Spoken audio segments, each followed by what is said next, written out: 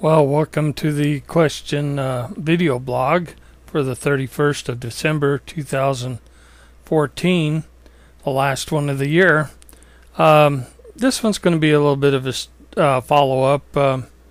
G. Hart's, in reference to the story about the pioneers and the eyes looking through the chinks in the cabin, he says, "You got to tell the rest of the story, please. I was hanging on every word of your story, and then no story until later.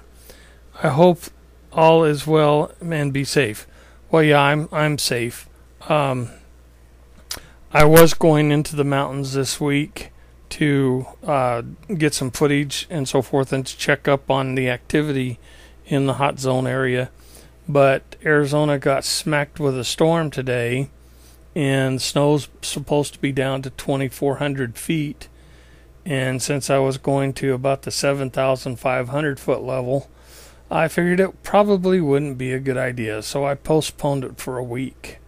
So there's not going to be a whole lot of field research videos coming out, so you're just going to have to deal with some of my blogs and catch up. As far as to answer or to tell the rest of the story, there's so many of them out there. But I'll tell you one about my great-grandmother and my grandfather and his brother. And this happened not too far from Springerville, Arizona. The event, I don't know the exact date that it happened. However, it was during the early days of Springerville and Eager, when they were just being established. And they were building cabins on the different homesteads. The footage that we're looking at right now is what used to be the homestead of my great-grandfather, and they lived there for quite some time. And this is where the event took place. So to give you an idea of the story and so forth, I'm going to zoom in on the cabin and give you a real quick look at that, and the creek that runs through it. So you know there's water there. And anyway, that meadow played an important part. So let's get on with the story. The cabin was under construction. The logs and walls were in place. The roof was on, but the chinks had not been put in yet. And of course the chinks are the muds and sticks that seal the logs together to make it wind tight and waterproof. And my grandfather or great-grandfather was going to finish that chore, but he got called away on a work project. So he was gone for about a week.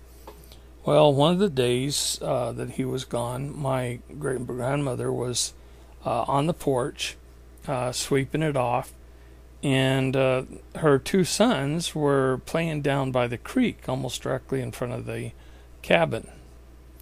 As she was sweeping the area, she was also watching her two children play down by the creek when she saw something emerge out of the forest from the tree line.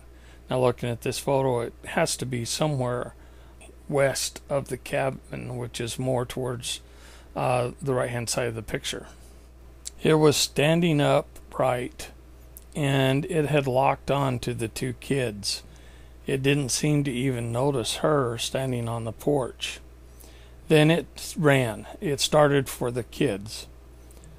My great-grandmother realized that she had to do something quick, and so she went on an intercept course to intercept this creature, and all she had with her was her broom.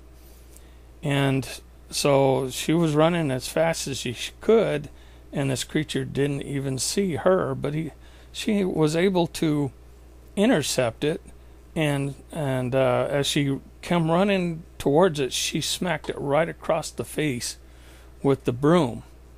And that kind of disturbed it, and it kind of, was caught blindsided and lost its focus for a few minutes. But that gave her enough of a chance to get the kids, because the kids saw what was happening and they had already started back towards the cabin. So she swung around and grabbed the two kids and was yanking them down towards the cabin as fast as their legs could carry them. And the creature gave pursuit. And it started right after her. And she wasn't sure if she was going to make it. But as she approached the front step, their dog came out from underneath the porch and basically went on the attack and was fighting the creature, which stalled it long enough for her and the two boys to get inside and lock the door and bolt the door. Well, there was a ferocious fight going on right there on the porch between the dog and the creature, and I believe they call it at that time the wild man. But it fought it, and finally it was so badly, the dog was so badly beaten that it couldn't, it gave up the fight. And so this creature got up on the porch, and she said she could hear the boards creaking, and it tried the front door, and of course it was bolted, with a log or big log timber across the door. And the windows didn't have glass in them at the time, but they had shutters, and she had pulled those closed. And she grabbed the shotgun from off the fireplace and was getting ready to defend herself if it came back to the door or tried to come in through one of the windows. And it walked around real slowly around the cabin, and everywhere there was a sizable crack in between the logs of the cabin, it would stop and look in, and she could hear its breathing and it grunting and so forth. But finally it gave it up and departed. Unfortunately, the dog did not survive. It gave its life to protect its owners. So that's one story of the hairy man. Now, over the years, some say that this creature was not a Bigfoot, but it was actually one of Arizona's last grizzlies known as Clubfoot. However, you have to wonder what really it was. Was it the hairy man, or was it a grizzly? You'd think my great-grandma would know the difference.